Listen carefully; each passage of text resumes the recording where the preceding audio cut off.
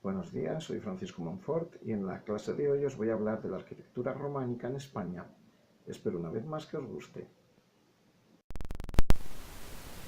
El arte románico desarrollado en Europa durante los siglos XI y XII no tiene una única región de origen, sino tres: Cataluña, Lombardía y Borgoña. En lo que se refiere a la arquitectura románica, tiene una base netamente romana. Así, las iglesias románicas no son sino una evolución de la basílica romana. La basílica, sin embargo, sufrió una evolución, siendo la principal transformación la que supone el añadido de un cuerpo transversal llamado transepto, que da origen a la característica forma de cruz latina. También es frecuente añadir a la forma basilical original romana unas torres flanqueando la entrada de la iglesia. Por último, entre las modificaciones experimentadas por la basílica romana en la arquitectura románica, cabe señalar el desarrollo de un deambulatorio alrededor del ábside, deambulatorio que prolonga las naves laterales del cuerpo basilical. El segundo elemento de origen romano que identifica y caracteriza la arquitectura románica, junto con la planta basilical, es la bóveda de cañón. Habitualmente la bóveda de cañón se utilizaba para cubrir la nave central, mientras que las naves laterales eran cubiertas por otro tipo de bóveda, románica en este caso, llamada bóveda de arista. Las primeras iglesias románicas estaban cubiertas por bóvedas de madera. Sin embargo, el abad Oliba propició la sustitución de este material por la piedra. Oliba fue abad de los monasterios de San Miguel de Cuixá y de Ripoll y obispo de Urgel, y es uno de los grandes protagonistas e impulsores de la arquitectura románica.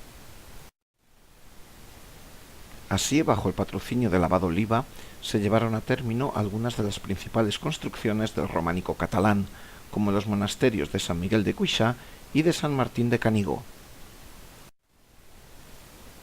Sin embargo, el empleo de bóvedas de piedra planteó graves problemas a los constructores románicos, puesto que el peso de la bóveda construida con este material podía amenazar con derrumbar la iglesia.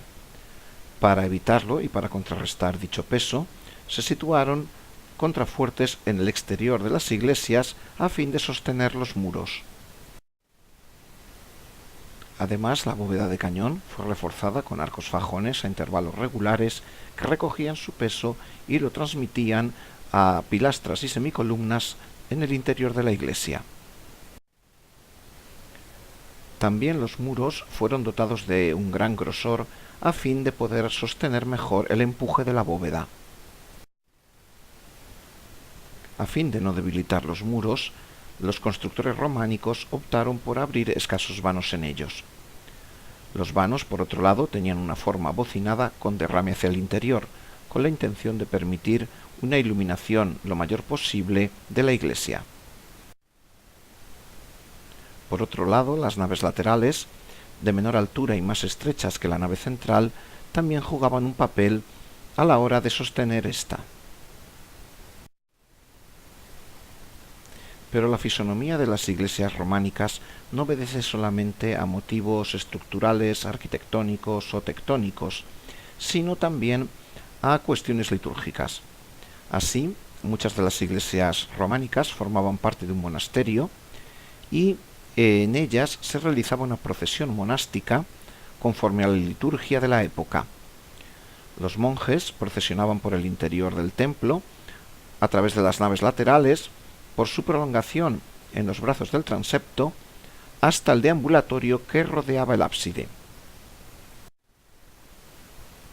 También existe una motivación religiosa en la aparición de otro elemento arquitectónico como son los absidiolos. Estos no son sino ábsides pequeños situados alrededor del ábside principal.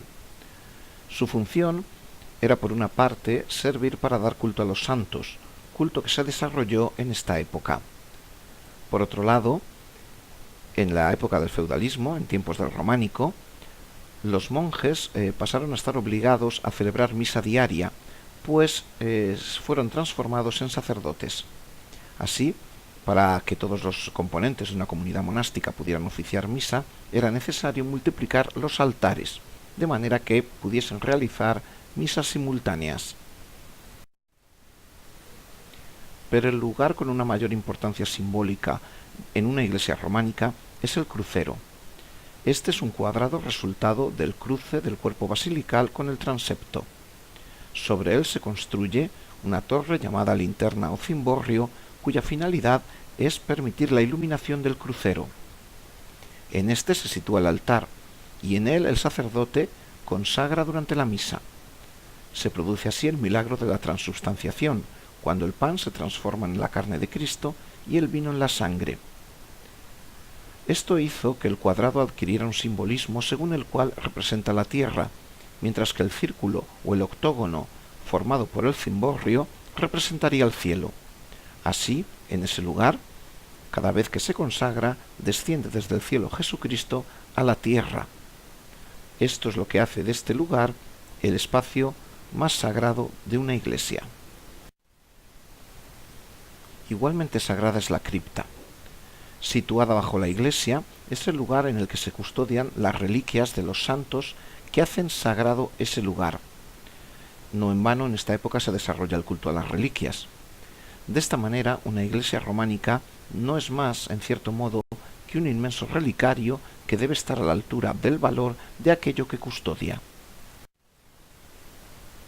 Pero la fisonomía de la iglesia románica no es sólo resultado de consideraciones arquitectónicas y religiosas, sino también utilitarias. Así, las iglesias de peregrinación recibían un flujo inmenso de peregrinos a los que era necesario dar cobijo por las noches y a los que era necesario también dar cabida durante las ceremonias religiosas. Surgieron así las tribunas, espacios situados sobre las naves laterales y con vistas a la nave central para poder asistir a la misa. La forma de cruz latina de la mayoría de las iglesias románicas dio lugar a que éstas adquirieran un simbolismo como imagen del cuerpo de Cristo. De esta manera, la entrada de una iglesia románica, flanqueada por sus torres, recibe el nombre de pies de la iglesia, mientras que la parte que se halla más allá del transepto, formada por los ábsides y absidiolos, recibe el nombre de cabecera. Cabe señalar que con frecuencia las iglesias románicas tienen esta cabecera dirigida hacia oriente, es decir, orientada hacia el lugar en el que nació y vivió Jesucristo. Finalmente, y para concluir esta exposición sobre la arquitectura románica, cabe señalar que la mayoría de las más importantes y mejores iglesias de este estilo se encuentran en el Camino de Santiago, tanto en su parte francesa como en su parte española. Ello es debido a la importancia que dicho camino adquirió durante los siglos XI y XII.